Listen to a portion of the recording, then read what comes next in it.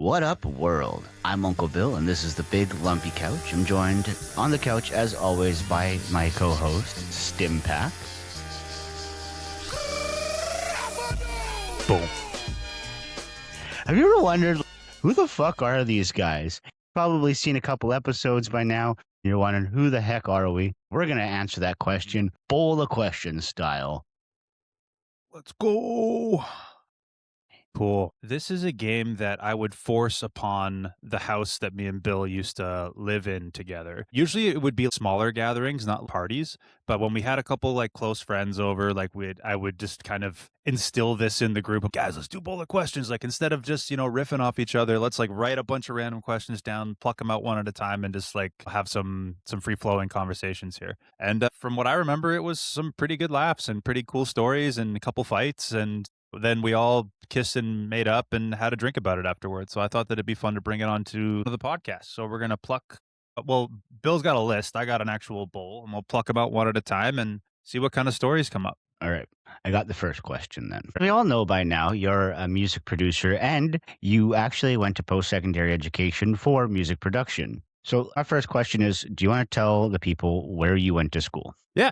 At the Center for Arts and Technology in Kelowna, and it was the best decision that I ever made. But before then, you went to trade school to become a welder. So what made you give up the glorious world of inhaling poisonous gases by attaching metals together and enter the world of beeps and boops and whoop, whoop, whoop, whoop, whoops?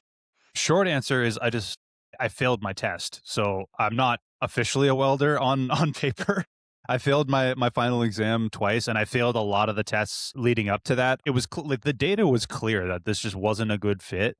But where I was in my life, I was doing, because in this part of Canada, it's called in BC, it's called the Head Start program, where you take your last semester of high school in college, and then the school pays for it. And so I got accepted to the welding program there because like my welding grades, I guess, were good, and like I knew how to navigate the welding world, at least in the classroom. Like it was really clicking, whereas everything else kind of wasn't. And yeah, and there was a bit of, well, obviously music was still happening and I was still having gigs and stuff. When my mom threw my welding textbooks out, she's like, "Yeah, I actually looked through them and you were like drawing pictures and writing lyrics and shit in there." Like, so it's clear where my head was at while I was in school. So there was so music was always kind of lingering over welding, and I always thought to myself like, "Okay, well, I'm going to get a real job to support my hobby." Right? And then I won a contest to open for like a decent not a decent, like he's a low key legend in BC. I got to open for him, and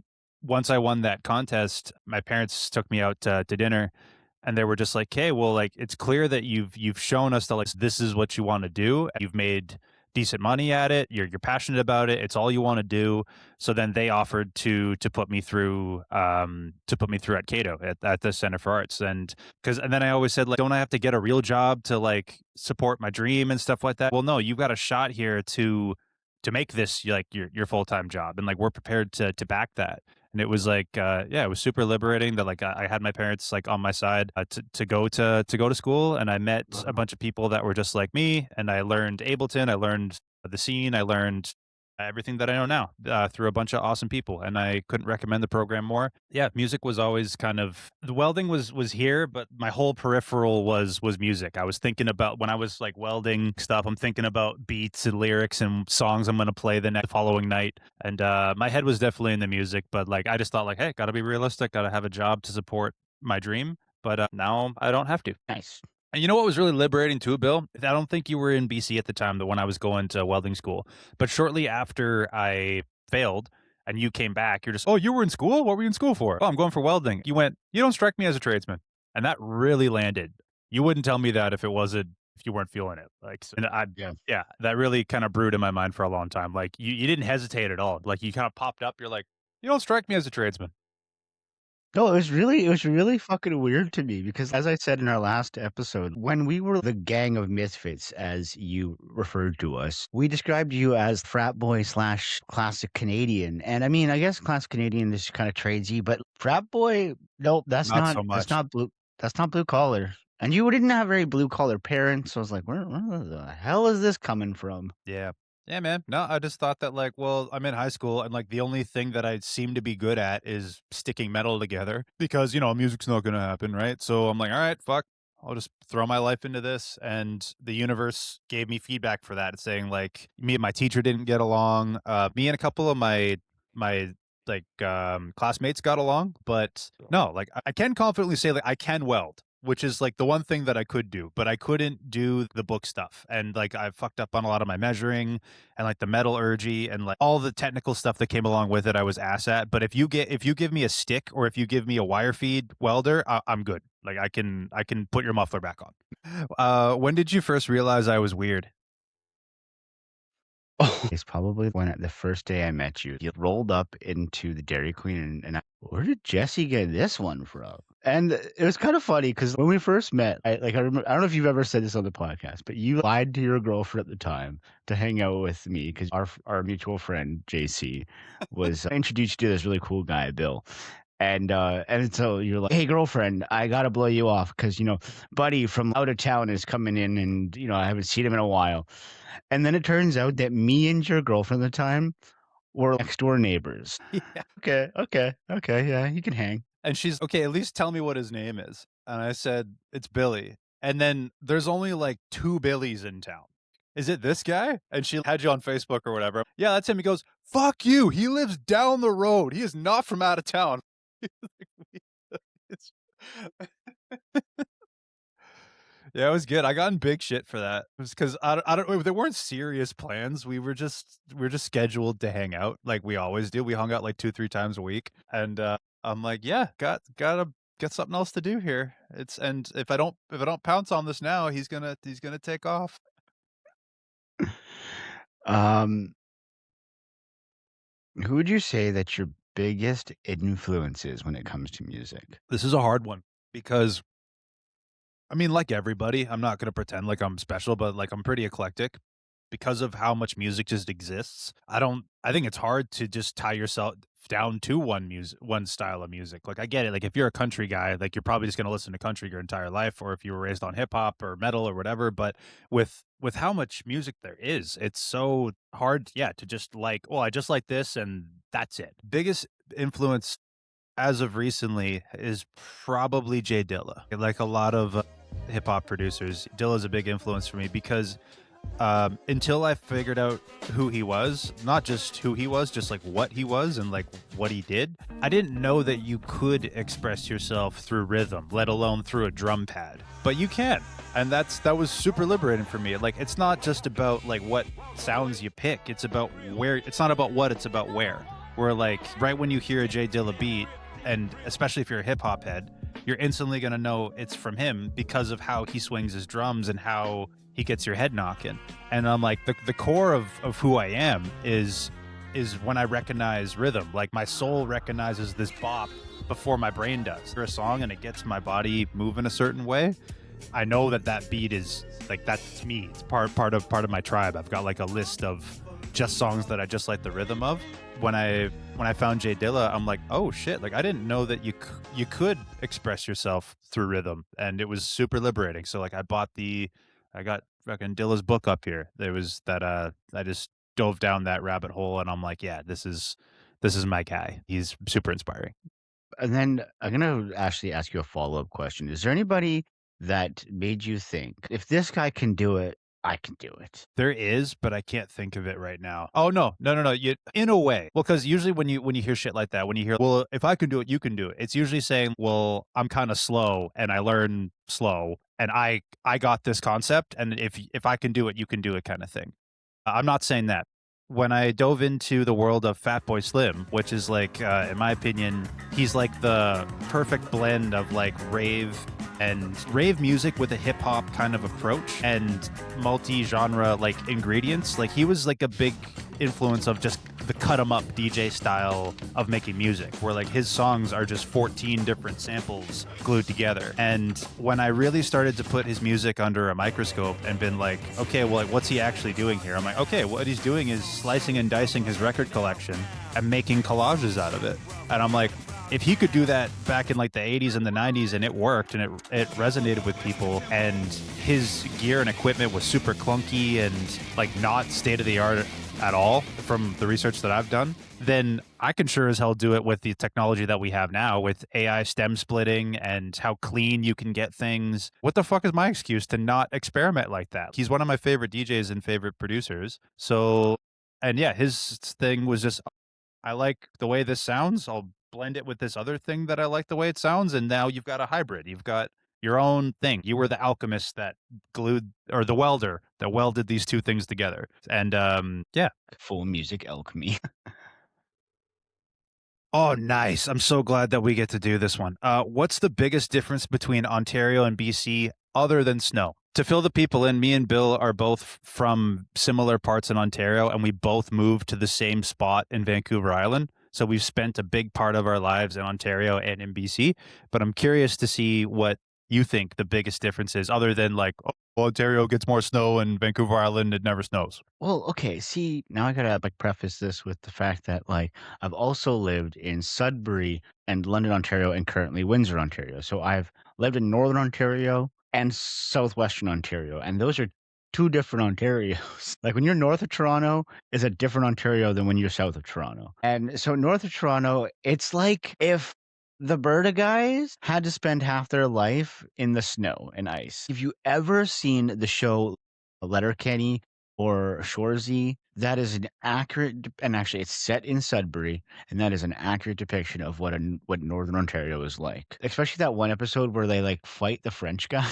I haven't been properly introduced to Letterkenny. Like I haven't, like I've seen the clips and stuff, but I didn't get enough context for it to really land. Like obviously that they talk like us or they try really hard to put it on to talk like us, which is kind of cool, but I don't I haven't yeah, haven't been properly introduced to Letterkenny. But what I've seen is like, okay, yeah, I could that's pretty cool. If I had to cast a vote, it'd be Trailer Park Boys over Letterkenny, but you were saying? And then Southwestern Ontario likes to shit on Southwestern Ontario. Like one of the first things that I would ask people when I first moved to Windsor, Ontario was like, "Oh, so like what's your favorite thing about Windsor?"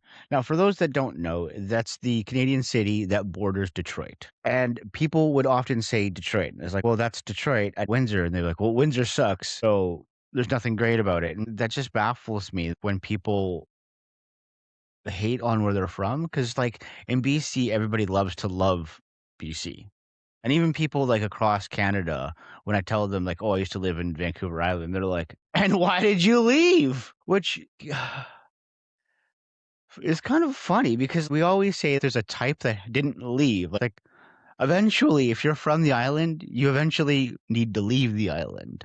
And it's funny because when you do leave the island, everybody's like, "Why'd you do that?" A pattern that I've noticed is if you are born and raised on the island, when it's time to like spread your wings and like find a career, it's I mean, if you're a tradesman, if you're good with your hands, if you're I don't know, just if you're business savvy in general, you could make a small business and have a decent living here. Or if you're a truck guy, you know, like you can really set up shop on Vancouver Island and have a house with the white picket fence and find a partner, pop out a couple kids, and that's that.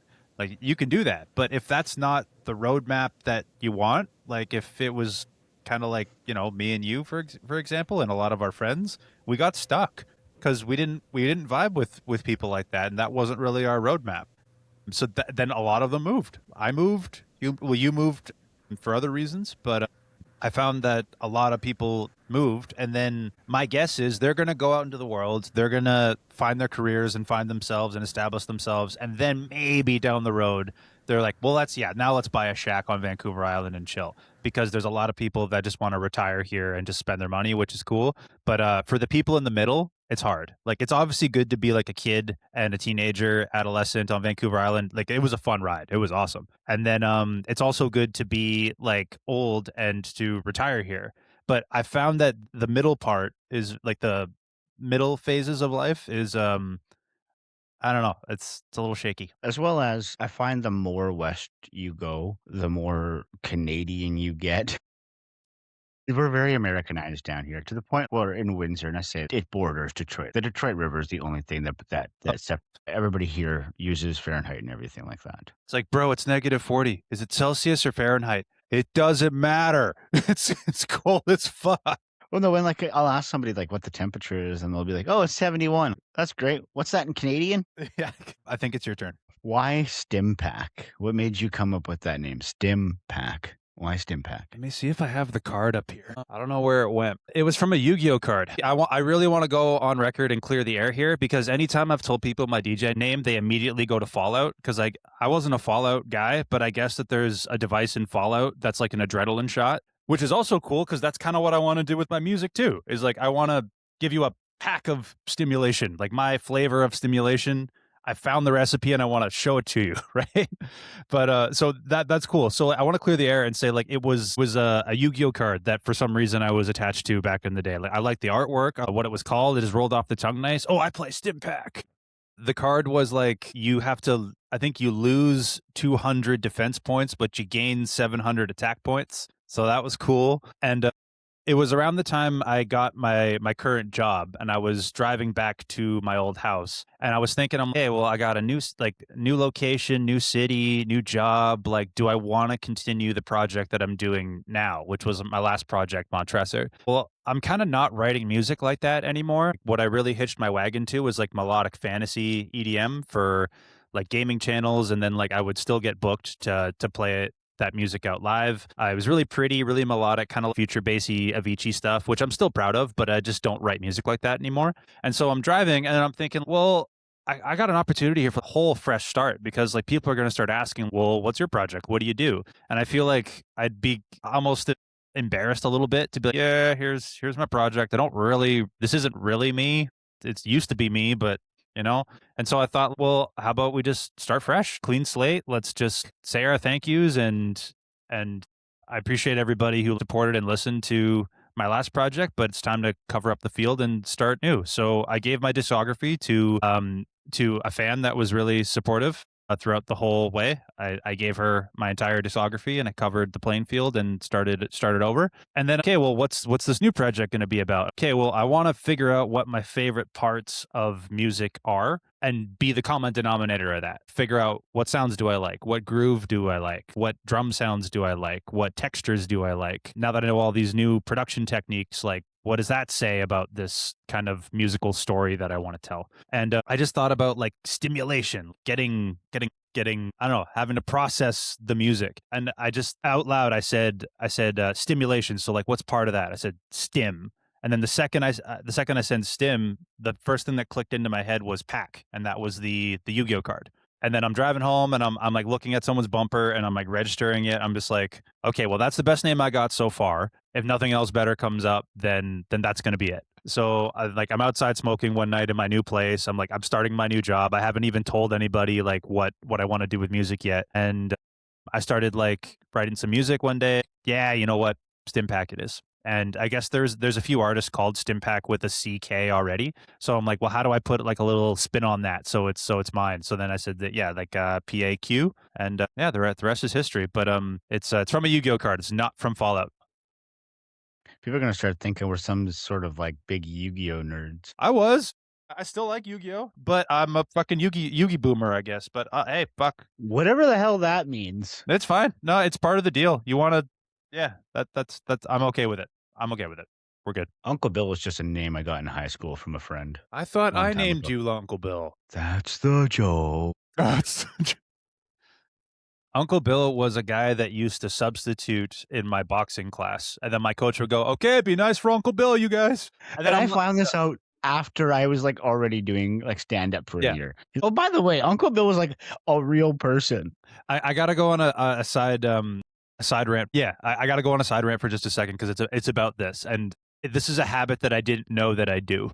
But I was on the phone with my sister 2 days ago, and she was at a Baby No Money concert in LA. And there's this artist that tours with him named Jungle Bobby that me and my wife really like. They spelt so he was opening for Baby No Money, and then my sister's like, "Oh yeah, I've heard you guys talk about this guy. Like, is this your guy?" And took a picture of him. And then the LED screen behind him said Jungle Bob. It didn't say Jungle Bobby. So I'm just like, wait, like it says Jungle Bob, but that's him. Like that's our guy. But the sign behind it says Bob. And then my sister's just like, well, I thought this was just like kind of the thing that you did, where it's just like you kind of name people, and you're just like, oh, that's Jungle Bobby when his real name is Bob, right? And I'm like, oh yeah, I do that. Like if I know you well enough, I'm gonna name you. I'm gonna just put a little sticker over your forehead and be like, okay, that's Uncle Bill now. Yeah, because Uncle Bill, JC, Yeah, I it means I guess. like you. It means if I nickname you, especially without your consent, if I said, oh hey, you're Uncle Bill now, and then obviously like if it offends you, I'll stop. But like oh, this is a quick one. Favorite dance move? It's gonna be the Bobby Brown or the SpongeBob. I'm an old school shufflehead, so, like, let's keep that in mind, people. You had this sequence. You had this sequence of moves that you used to do when you would hype man me in Nanaimo. It was like you'd do a running man, and then you'd do like a side shuffle T step, and then you'd do this thing with your hands. You would like moonwalk and do this like these like wavy disco thing, but it was so good. You'd be covered in sweat, not a drop of substances, just fucking aerobics at this point. Yeah, you would do this like little sequence. It was like 4 moves, but it was so good. You glued them together so flawlessly. And I never took a professional dance class in my fucking life. Nah, you got rhythm, man. You got pop. I would just literally just, like, stand in front of the mirror and practice and practice and practice and practice. Nah, And because I really wanted to learn how to shuffle, especially, like, when LMFAO made it, like, really cool to know yeah, how to shuffle. I was like, "I need to learn how to do I that." gotta learn how to do that. Yeah. Cool. All right, you're up. Okay. Where are all the places that you've lived? Because there is a number of them. Yeah. Uh, so I'm born in London, Ontario, and then when I was less than a year old, I moved to Trinidad. From 1 to 3, I lived there, and then we moved back to Strathroy, Ontario, from I'm gonna say 4 or 5 till about maybe 7, and then we moved to Suriname. I was 7 and 8, which is like right off. It's close to Brazil, and it's right in between French Guyana and Guyana. And we lived in Suriname for 2 years, and then came back to Strathroy. That was the longest stay that we did, was in Strathroy for the second time. So it was I was 9 all the way up until 14, and then I turned 15 when I moved to Vancouver Island. So then it was 15 till about, I think I was 21 when I moved out, because I moved twice when I was on Vancouver Island. Like I lived with my parents, and then I moved out with you for like 2 years, and then moved to Kelowna. So Parksville to Kelowna, and then Kelowna to Vancouver, Vancouver to Qualicum Beach, which is back on Vancouver Island, and then there to where I am now in Victoria. So lots of Canada and a little bit of South America. Nice. I've only ever lived in Canada, but I've lived pretty much everywhere in between Windsor and Vancouver Island. Canada. Your turn. If we switch bodies for a day, what would you do? If you're driving the Stimpaq mobile, what was the first thing you'd do? Okay, the first thing I would do would go into the bathroom and dance around naked. Just I'd get then a feel for it, break it in, break it yeah, in. yeah, exactly, How does this thing exactly. move? Yeah. And then I would shave everything just as a joke to you. I'd be like, "And now you are hairless." Did we switch back? That would be my automatic assumption, is that we're switching back Says so that I one day. also yeah, so we're switching back bodies, right? Yes. You get that version of Stimpack back. That's Stimpack back. So yeah, then I would do things like shave every inch of you so that you were hairless when you got you back. Like I'd beard go get a and hair? yeah, yeah. Everything? Wow. You'd be completely hairless. You fucker. I would get a tattoo of some sort. I'd probably put Uncle Bill on my ass, to be quite honest. I'd be okay with that. That's fine. If you're gonna get a Uh, butt tattoo, it's gotta be funny, like, or an inside right. joke I or a have a butt dare. tattoo. Yeah, nice. Yeah, get a tattoo, run as fast. I'd want to see the limits. I'd want to be like, let's take this thing out on the highway. Nice. That's exactly what I'd do, is spend the day messing with you, but not in permanent. Well, the tattoo would be permanent, but I wouldn't be, oh, let's smoke crack, right? But I'd be definitely messing with you and also trying to see the extent of how far this Stimpack mobile goes. Nice. I'd go running as fast as I can. I'd probably see how high I could jump. I know I said that like we shouldn't answer each other's questions, but I just want to do like a little bit here. If we switch Yeah. bodies and I was you, the first thing I do is I wake up and I'd be like, "Ow, my knees! Oh, my back! Take me back!" Actually, what made me think about the running thing, my knees wouldn't hurt. I could run. You sent me this meme once, it was so funny, and it was in, like, brackets, and it says, "Demon possesses my body," and he goes, "Oh my god, why does everything hurt?" He goes, it's like, "Why is there so much indica in me? Because everything hurts." Everything hurts. What's with all this caffeine? Well, it's to offset the Offset indica. the indica. But I love that. I love that, like, a demon possesses you. He goes in, he goes, "Oh my god, Oh. I gotta get out of here." It's like, "Wait, take me back. Take me with you." Alright, you're up. If you got a call in the middle of the night and it was from the police and they said that your Uncle Bill has been arrested, what would you assume that I got arrested for? You probably it's something to do with your daughter. Somebody crossed a line with your daughter and you fucked that guy up. Like, yeah, okay, yeah, I was it's probably if you want the proper name for it, I think you got assault charges because you fucked somebody up that was, I don't know, maybe it was a kid's dad, a kid's parent. Okay, like yeah, Yeah, like my daughter got bullied or something, yeah, and then I beat up the beat up the dad or something, or maybe the I don't know, the dad said something stupid and you fucked him up, but that's my bet. yeah, that would make sense. There's one I wanna ask you that I know I wrote down in there, and I wanna ask it on this episode, so I'll just ask you. If I ever made it to the position where I'm a touring artist and I had the money to put you on my payroll, what would your role be in on the team? Hype man. I would want that to be my official title always. I would do other things for you, obviously. I'm not one of those people that is like, "Oh, you're famous, we'll just, I'll just be part of your entourage." I would but, like, I don't know. So let's Yeah, say that you had a reasonable budget. You didn't have like unlimited fucking money, but like you had a reasonable budget. What would you do with it to add to your hype man arsenal? Like what would you be doing? I'd just be hyping you. When you would go on Fallon or something like that, I'd come in first, go, "Woo! Yes! Woo! It's gonna be Brad! Yeah, woo! Yeah, Stimpaq! Get ready! It's fucking Stimpaq!" Actually, no, I think that would be the most valuable thing you could do is like you're my designated fool. So like I'll always have one person like on the dance floor and then yeah, since you're fool playing, that's going to ripple and then other the whole audience is going to get up and then start. Yeah, okay, I'm with it. But you wouldn't if you had a bit of budget, there wouldn't be anything to help with that. I guess you just do outfits and stuff. You wouldn't do like t-shirt guns or nothing. T-shirt guns, confetti. I was thinking confetti guns. Like, Confetti gun? Oh, no, no, no, I'd give you the CO2 gun. You know, like, when DJs are like, "3, 2, 1, jump," and all those things go oh, okay, yeah, there's a yeah. gun that can do that. So whenever a drop comes, you just be like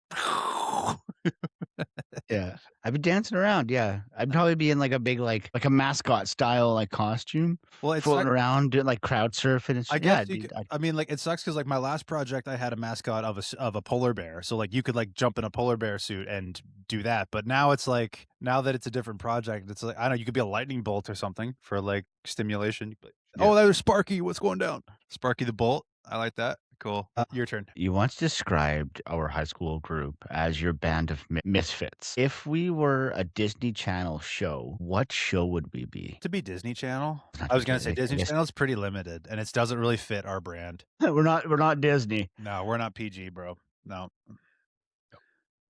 but definitely But to be animated. but no, but we're not rated R either. I think we are 14A. I think that's the perfect blend.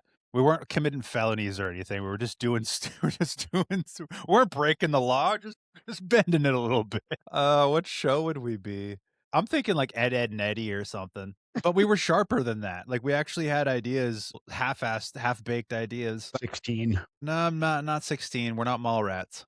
Yeah, I guess not, yeah. We're The we're just Weekenders. we're just neighborhood kids. Sure, it's and I think that's Disney Channel. But yeah, I'd say maybe The Weekenders with a bit more grit, I think. Because it was I don't know, like, as far as I was concerned, like, especially in the summer when we were still living with our parents and didn't have any fucking responsibilities or anything. So any money that we got was all stim money. So, like, the goal was, how do we get money? And then how do we get booze? And then let's just dick around town and drink booze, right? So it was getting off from our labor jobs, getting our longboards, finding a boot if you weren't around, and then like obtaining alcohol. Sometimes that was the whole episode was just how do we get the booze, and then the booze was more of a celebratory thing. It's like we got it. Then had a couple of drinks and went to bed. But it was yeah, it was just like a little half baked Trailer Park Boys kind of thing. I think that actually describes it very well. Yeah. Okay, here we go. If you had to roast me for 60 seconds, what would you start with? Oh, definitely a fat joke. Yeah, Oh, definitely a fat. I'm starting with a fat I joke. think I'm more self-conscious than other things. Well, yeah, but I wouldn't want to start with like the biggest jab to you. Right. Okay. But I don't know, A fat joke. because that's always safe. And I mean, you have, like you said, like, at one point you were pretty big. I was. Yeah. Yeah, no, I think I would, yeah, start with a fat joke, and then go into, like a coming from privilege sort of thing. That what'd you call it? The three-ply life? Yeah, no, not all of us have lived that three-ply life, Not even two-ply. and he never understood what I meant by that. No. You're getting that frickin' yellow frickin' value brand toilet paper where your fingers slip through it and it feels like you're wiping your ass with a piece of, like, literal printer paper. So now that you're an adult, you know what that feels Oh, like. yeah. But I would bu but as an adult, I wanna buck up for the Charmin fucking triple ply, whatever, like, it's so worth it, just so good. Little things, man. Some good butt floss, oh, there we go. And a good toothbrush. Yeah. You know what? Mine is like a caveman shit. It's like a bamboo stick and, like, all the hairs are all fucked up. It's not a heavy duty, it's just a stick with hairs on it. That's think you're up. If you could have dinner with any person in history, who would it be? Avicii. She? I'd talk to Avicii. I don't know, I got a feeling that we would have music in common, so if all else fails, we could just geek out about plugins and writing music and stuff, and from the interviews and the documentaries I've seen, I think I'd get him and he would get me, and if we were locked into a intimate setting like that, like dinner, we're just kinda poking at our food, I'm like, "Hey, what kind of reverbs do you like?"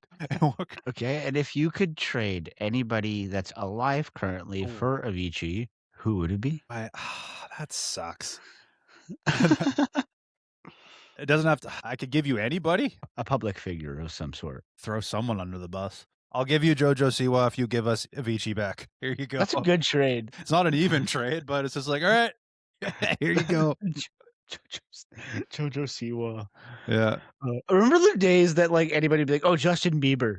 Like, we've all come around on that guy now. We're Well, like, we've "You know come what?" around because, like, he got so big so fast and, like, all the especially if you were that age when he was popping, like, if you were 15, 16, and, like, all the girls wanted to get with Justin Bieber, of course you hated Justin Bieber. But now we're kinda like, I feel for the guy. Yeah, it's like when he had his perfume and his cutouts were in, like, Shoppers Drug Mart and stuff, and you saw, like, the metal guys going like, "Fuck you," or, like, stealing it and, like, drawing a bunch of shit on it and shit like that. It's like, dude, get over it. Your turn. Okay. Oh, yeah, this is kind of a similar thing. I'm glad this came up. One golden ticket to see any musical act at any time. Live Aid. Who? Live Aid. Live was that the Queen one? With Queen. Yeah, Yeah, with Queen. holy fuck, that would be And insane. Hendrix also was there. Yeah. Just, yeah, that show, I would have loved, yeah. Wow, god. Yeah, that would be incredible.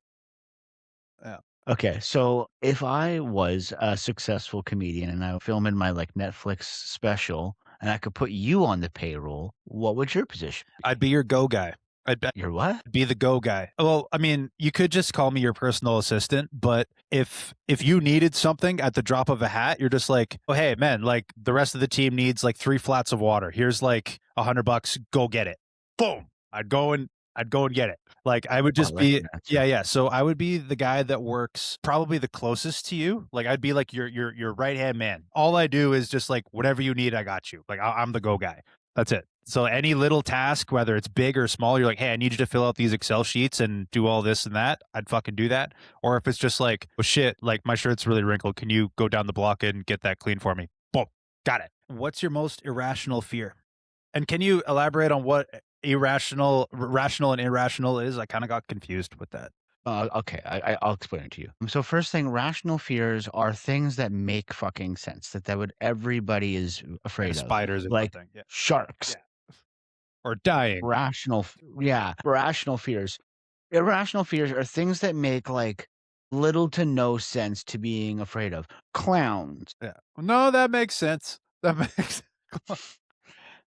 I heard Uh, the science behind the fear of clowns is that it's very uncanny where you can tell it's a person, but you can't quite tell who it is, and that sets your brain on ease. Like, I guess. yeah, So maybe this is a rational or irrational fear. You to get to decide on that now that you know the difference. sure. But I would say that my most irrational fear is my claustrophobia. For a little guy, I'm afraid of being put into little spots. That's a very, like, okay thing to be afraid of. I don't know who would be comfortable with that. Like, even going down the lay down water slide, I felt a little uneasy. Little I went spaces.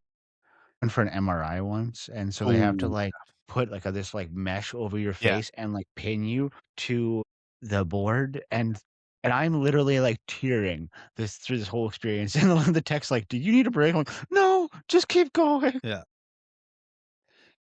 What's a compliment that's hard for you to accept? Who's told you you're tall? Exactly, it'd be hard to accept that I was tall. I don't know, like, that I'm good at things, although there's certain things that I am willing to admit that I'm good at, but, like, when someone says, like, "Good job," I have a hard time accepting that. I always feel like I could do better, I could do better, I could do better. If you could if you could stick yourself as you are, like, you're not playing a character, you are the character, if you know what I mean by that. If you could place yourself in any movie, what I'd have to give it some thought to have, like, a more acceptable answer, and that makes, like, way more sense, but just off the cuff, I don't know why, but, like, one of my favorite movies is Holes, like, with Shia LaBeouf. I don't know, digging holes in the dude, after I watched Holes, I went out into my backyard and I dug a hole started digging holes? the right diameter, like, I found the shovel, so it was, like it had to be as wide and as deep as your shovel, and I dug one after watching Holes, I was so inspired, and you could see it from Google Earth. And I'm still proud of that. Like, if you go to our address, you'll see this little dark hole. I'm like, "That's me. It was What did fun." your dad or mom say? Because like, I can't believe your parents didn't notice you're doing that. No, well, no. It's not like I just dug up the fucking grass. Like what? Like where we were in Strathroy. This was we were at a very special unit. So there was a court. It was a court, and we were on the corner of the bowl. Right. And behind our house, like we had a huge lawn, like our back lawn was massive, but anything onward was like, it looked like a desert. Like there was just like dead fucking plants. There was like piles of dirt that like excavators and stuff would come and scoop up for like foundations that were being built in town. So there wasn't any, I'm sure it's all occupied now. I'm sure it's all real estate now. But when I was living there, it was just like this, yeah, this gigantic field that we could play in. And so I remember like burying my dead pets over there. I remember catching grasshoppers. There was one time where there was a bunch of weeds sticking up that if you took a stick and you hacked it, it would like cut in half really flawlessly. So me and my friend, we pretended that all the weeds were like the Orokai army in Lord of the Rings, and we got swords, and all day we were just like killing these orcs. Like if we chopped the weed off, it was like that's you killed one.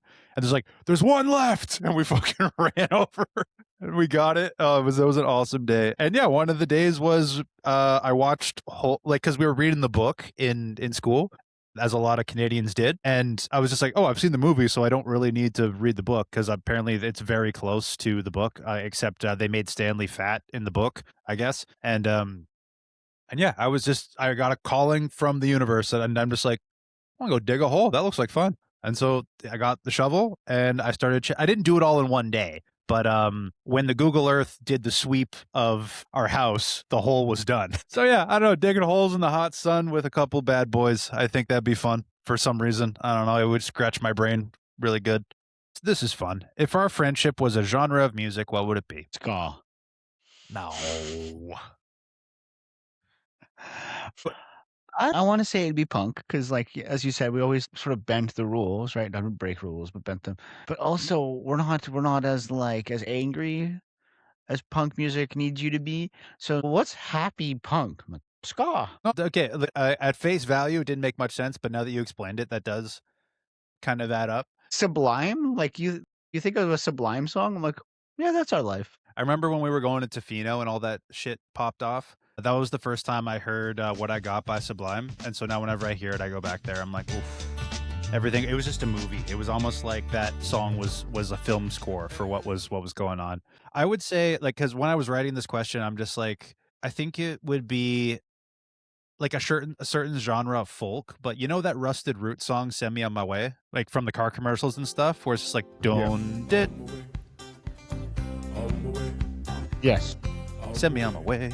It's Yeah. I can just picture us just like, going on our adventures, like something like that, where yeah, I don't know, we'd be going on a stupid fucking quest, and then there would be like this folky kind of music playing in the back. But I don't know what specific genre of folk, but I just thought of like, yeah, the "Send Me on My Way" song when I heard about that. It's just like I don't know, Vancouver Island adventures, and it was really fun. That was the last one? Do you want me to just read them off? Okay, I'll dump the whole bowl. What's something we both suck at? Can we just say that quick? Basketball. Uh, I suck at snowboarding. What does peace look like for you? I guess 5 acres and a farm where that I grow my own, food, and I have dogs running around, my daughter, Nice. and a little white picket fence, Yeah, and some cows and some chickens, and maybe some, some sourdough bread. yeah. I don't know what it doesn't matter what degree of this is, but I just want time with my wife and time for music. That's it. Like it doesn't matter. Right now, I have a full-time job in the way. When I get to the point where it's I can do music and DJ and create and collab and share and bring people together, and then me and the wife can just hang out and do what we do. That's it. Yeah. Dream sporting event. Oh, I definitely wanna go see a World Cup game Like when soccer? when it comes. Yeah. Over a Stanley Cup game? Yeah. Yeah. Okay, let's be honest with ourselves. The only way that I would want to see a Stanley Cup game is if it was the Toronto Maple Leafs, and that's not happening. Right. Like, hell will freeze over before the Toronto Maple Leafs will actually make the cup. Because like, I would love to go to a Stanley Cup game, but then again, I'd also wanna go to the UK for a soccer game or a football game. I think that energy would be insane. Yeah, UK soccer game would be fucking amazing. Um, oh, what's a hill that you'll absolutely die on? That Bigfoot exists, and Nice, so do mermaids. nice. Mine is, I still don't understand Radiohead. Okay. I don't want to explain that, at least not in this episode, but, I explained it already, but I'll explain it again later. Was there ever a time I actually impressed you? Yeah. Yeah? Yeah. Yeah. What was it? Was it I don't know, what was it? When I first started hearing, like, music that you made yourself, I was like, I was impressed. As well as, anytime you talk about music in general, I'm always impressed with how much you know. Because you gotta remember, like, you'll always be that stupid little 15-year-old kid to me, Mhm. and then so sometimes I get reminded that you're not, and so I'm just like, I'm so proud Aw, thanks, man. I actually appreciate that. Oh. Biggest lie you were told in school? that I needed this for my future. School. The biggest lie was if you go to school, get good grades, and go to post-secondary school and get a good job, you'll be successful in life. Biggest lie. Uh, Biggest lie. yeah, that's huge. Mine was bullying won't be tolerated. Oh my. Yeah. It Yeah. is probably the most tolerated thing because I think the principals don't wanna deal with the parents. They're like, "Nope, not my kid. Nope." But I won't say who, but I've got an inside source for stuff like that, at least in Canada. But yeah, we could talk about that later. What are you afraid to try? Cocaine. That's reasonable. 'Cause I've been told my whole life that I like it too much, but, like, anytime I ask somebody, like, what it's like, it just sounds like the opposite of what I would want. Yeah, I'll follow that up with anything above mushrooms, really. Like, it doesn't speak to me. Like, I'm not curious about it. I haven't seen somebody be like, "Oh, wow, I really like to be like that." It's like, no, like, I saw somebody on fucking ketamine at a party once. He was fucking drooling on himself and stuff. Like, he offered me a bump. He's just like, "Ketamine?" I'm like, "No." And then I saw him later, like, he's outside on step, like, fucking drooling and stuff. I'm like, "Okay, yeah, the case in point. Like, I don't wanna try shit like that." And, Yeah. okay, last one. When do you feel most insecure? The time that I'm in a vulnerable place, every time I get like up on stage at a new club and I don't know anybody, or the first one on the dance floor, I'm a little bit self conscious the first few seconds. But if I once I started getting in the groove, then I'm okay. I find that weed helps with that. Where I've danced a lot sober as a judge, and then I've danced stoned before, and the moves are still there, but they gel so much more when you're a little loose, when you're a little behind the beat a little bit. I just find that everything's more synchronized when you have a little smoke before you dance, and it's yeah, I know you're just less in your head, you're more in the pocket, you improvise more when you pop and lock, and I find it just gels your whole body together. I have to agree with you with that. Definitely smoked a lot of weed in my life, and definitely have danced a lot. And I have combined those two on a very regular basis. Well, maybe not most insecure, but the first thing that I thought of is, I feel lame when I'm around cool people. Whenever I have well, like I've said before, like, I work at a music store and I work in a rental department, so I rent equipment to people all day. I got these cool cats coming in here. They come in with 3 people. They've got their slang, they've got their style. They walk a different way. We're just gonna fuck around and throw a backyard concert. So we just need a couple speakers and a mixer and stuff. I'm like, that's so fucking cool, man. That you can just blow the horn, blow the whistle, and just assemble a fucking backyard concert. That's fucking dope. And you guys are cool enough that you guys can put a set together, you know, a cool punk band, or you get like a group of hip hop guys coming in and they're throwing this. There was this hip hop group from Toronto that came in right off a flight, and I don't know, they just acted so fucking cool. They're like, "Come on, man, you know, I've been waiting a 5 hour flight, bro." And like he holds out a joint. He's like, "Come on, bro, hurry up! I gotta hit this shit." You know, or it's just yeah. When I'm around cool people, I feel more insecure about how lame I am, but I'm also learning that like me being uncool is kind of my superpower. Where like now I can try anything that I want, whereas a cool person's like, "Nah, bro, that ain't me," you know. But like I don't know, dude. I'm corny. I'm fucking lame. So if I want to try a blend reggae and fucking blues together, like sure, like I'll do it and I'll look stupid. Whereas like a cool guy would be like, "Nah, man, that ain't us." It's kind of funny for me to hear you say that you're sort of a dorky, awkward person because like you were the cool kid in our crew growing up that like had bestowed us with your presence. At least that's how like I viewed you.